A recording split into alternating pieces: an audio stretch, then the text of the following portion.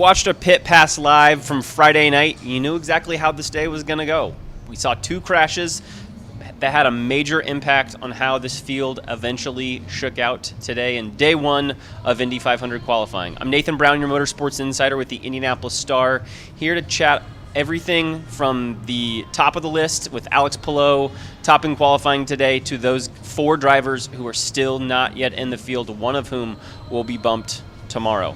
Those 2 crashes I mentioned, Colton Herta in his first qualifying run, and Marcus Armstrong from Meyer Shank Racing, 2 drivers that came into day 1 of qualifying envisioning themselves in this Fast 12. Armstrong getting caught out with a little bit too aggressive of a setup on a car that, frankly, he and his team thought was set up pretty conservatively in the first 15 minutes of this day opening practice, right around 8:42 in the morning. His car loses it in the into turn 1, an incredibly violent crash. He hits with his left rear, slams the car around, destroys the left side of the car. He skids down the south short chute, eventually comes to a stop, but it takes a good amount of time for the AMR safety team to extricate him from his car. Eventually they strap him to a gurney sitting up. He's able to give a thumbs up to the crowd and let folks know that he is largely okay, but they take him to the infield care center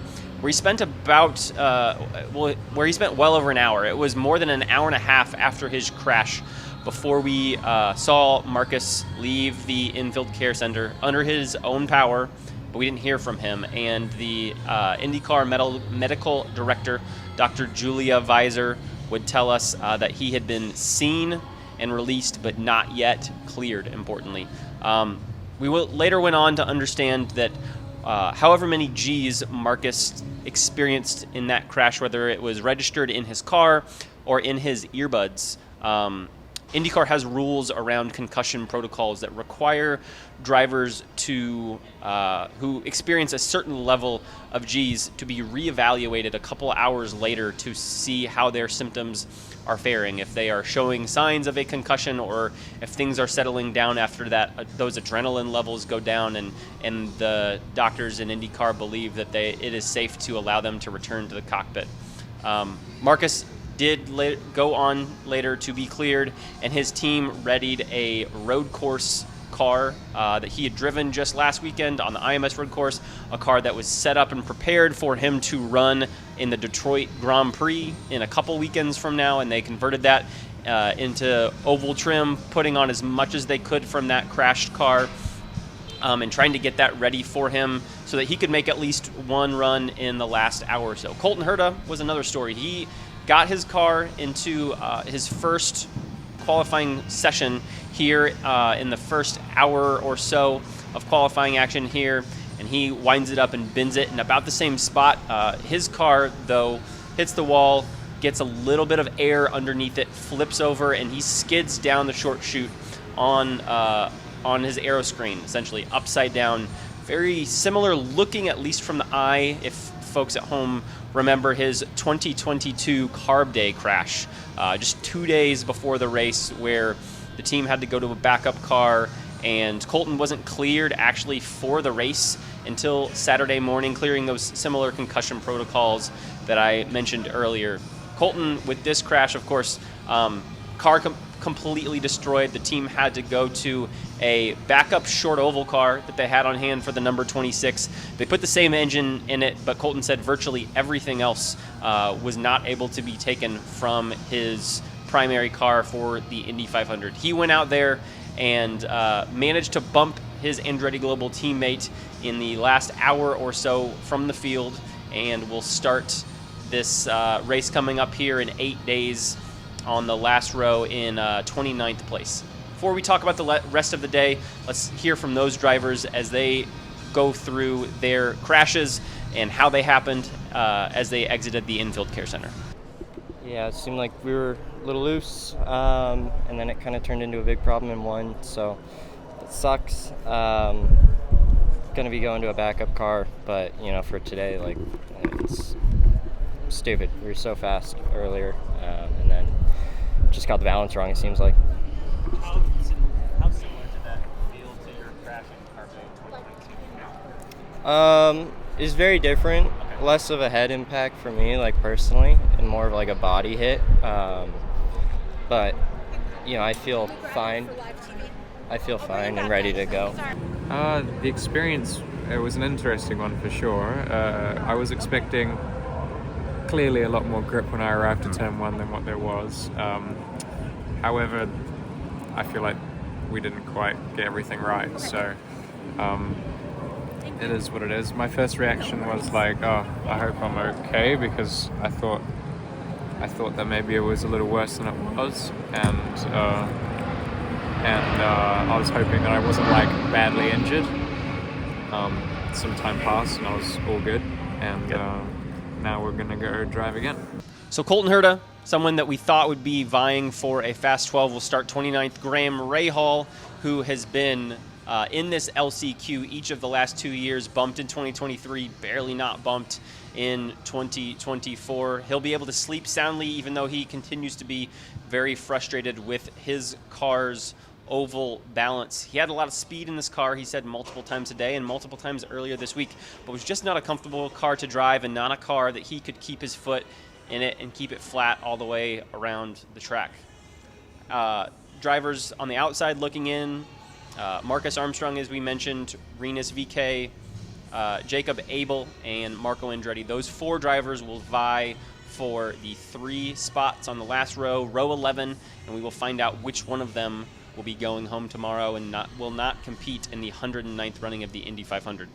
For your top 12, your 12 drivers competing for the Fast 6 first tomorrow and eventually for pole. Not too many surprises in this list, to be honest. You've got your 2 drivers from Chip Ganassi Racing, Alex Palou and Scott Dixon. Your 3 drivers from Team Penske, Scott McLaughlin, Joseph Newgarden, and Will Power. Pair of drivers from Arrow McLaren, Pato O'Ward and Christian Lundgaard. The big surprise of the day, Robert Schwartzman from Promo Racing, we'll get to him here in a second, an AJ Foyt Racing driver, one of which we've seen the last couple years, but not this same one. David Malukas this year instead of Santino Ferrucci. One driver from Meyer-Shank Racing, who of course has that technical alliance with Chip Ganassi Racing. We've got Felix Rosenquist, Takuma Sato, who last year was miles ahead of his Rahal Letterman Lanigan Racing teammates. He again makes the Fast 12. And Marcus Ericsson, the lone representative from Andretti Global. You went in today and you told me only one of the drivers from Andretti Global were going to make this Fast 12. I have to admit, Marcus probably would have been my third choice. We've seen so much speed both on the timing charts in general, especially on the no-toe lists from Colton Herta and Kyle Kirkwood. Both of them have rough days. Colton's that we mentioned earlier. Kyle starting a surprising 25th on the grid for race day. Marcus still has a chance to go for pole. Of course, your 2022 Indy 500 winner. Connor Daly, the driver who just narrowly missed out on that Fast 12. Daly's best start in the Indy 500 came in 2019 when he was driving for then Andretti Autosport, now Andretti Global.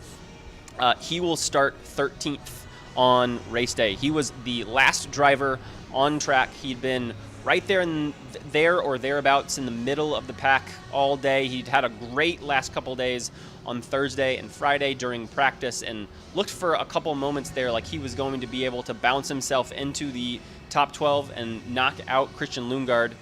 He was on track for his final lap just as the gun sounded at 5:50 p.m. Marco Andretti, one of his very good friends, was sitting there in the priority lane hoping to be able to take one more go at a 4-lap run to try and bump Graham Rahal into that LCQ. About 20 minutes or so earlier before that gun, Marco Andretti had done a run that was just a few thousandths of a second slower than Graham Rahal. I think I did the math. It was 0.0028 seconds. The difference between Graham Rahal, who will start 30th, and Marco Andretti, who now goes to bed tonight not knowing if he will make the race. Some other things I noticed looking at the results from today, your 4th through 12th starters, or 4th through 12th qualifiers, don't know yet what order those guys will start in, but they were separated by just 1.01 miles an hour. Your top 3, though, Alex Palou, Scott McLaughlin, and Joseph Newgarden, the only 3 drivers to set 4-lap averages in the 233 mile an hour range. It seems like those 3 going into tomorrow at least are just a little step above the rest, and frankly, from what we've seen in practice through most of this week, although Joseph Newgarden looked like he had maybe lost a step a little bit in Fast Friday, I think if you would say on Tuesday those 3 drivers are your favorite, you probably wouldn't have been too surprised. Going over the schedule for tomorrow, we kick off the afternoon with practice that runs from 1 o'clock to 3 o'clock. That 1 to 2 o'clock hour is for your Fast 12 competitors, 2 to 3 for your 4 LCQ drivers. Again, Marco Andretti, Marcus Armstrong, Jacob Abel, and Rinus VeeKay. 4:05, we get going with the Fast 12. They will go, I believe, from the 12th fastest today to the fastest, Alex Palou. And from there, we will take those 4-lap averages, see which 6 are the fastest, and those 6 will move on to the Fast 6. From 5:15 to 6:15, that is when we will have the last chance qualifiers. You've got those 4 drivers that are left that are not insured to make the race. They will each make 1 attempt, and we will see where those first 4 attempts stack out. And then it's a bit of a chess game for the final 40 to 45 minutes or so on this track. You'll likely see that driver who sits 45th go and make a run a little while later to try and cool their car down, get some air into the radiators, and then eventually make another attempt to see if they can make their way in. And then it's really just about timing. It's about whether that 34th driver can bump their way in and force one of the other 3 to go back out, whether a driver from that 31st, 32nd, or 33rd might go out and pull their time just to try to prevent the other driver who's on the outside looking in from bumping them out, and try to just use up that clock a little bit. And then from 6:25 to 6:55, those Fast 6 qualifiers from earlier will go from 6th to 1st from how they ranked in that first session, and we will find out who our pole sitter is for the 109th running of the Indy 500. That's all we have today on this edition of Pit Pass Live. We'll be back with you tomorrow evening with another edition. We'll talk LCQ, we'll talk the pole sitter, we'll talk what happened in the Fast 12 and the Fast 6, and who that driver is that will no longer be competing for this year's Indy 500. I'm in Indy Stars Motorsports Insider, Nathan Brown. Thanks for watching this edition of Pit Pass Live.